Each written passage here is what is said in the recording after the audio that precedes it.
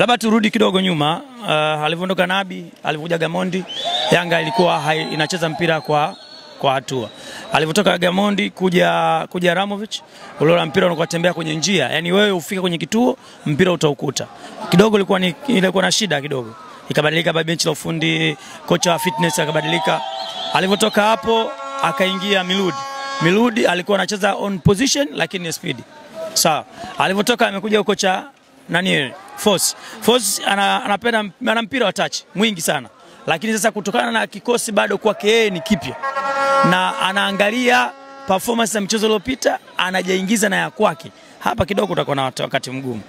Utakuta vitu vingi havipo sawa. Pia kuna maingizo mapya, wachezaji wakubwa wenye CV kubwa wamekuja. Kuna Balakonte, kuna Dumbia, yes, kuna Akua.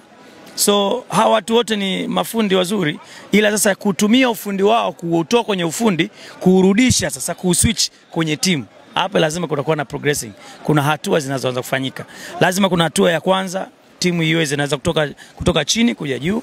Hatua ya pili, jinsi tunavyokwenda kushambulia. Hatua ya tatu, mpira unatafuta njia. Hapo ndio vitu vitatu. Sasa sijajua wanatoka kuongea, labda naongelea wapi, lakini timu inakuaga ina vipindi vya mchezo. Timu inazuiaje? Kocha yoyote anakuja kwenye timu, kwanza ataanza kuweka ulinzi wake, nisifungwe, nisipate matokeo mabovu.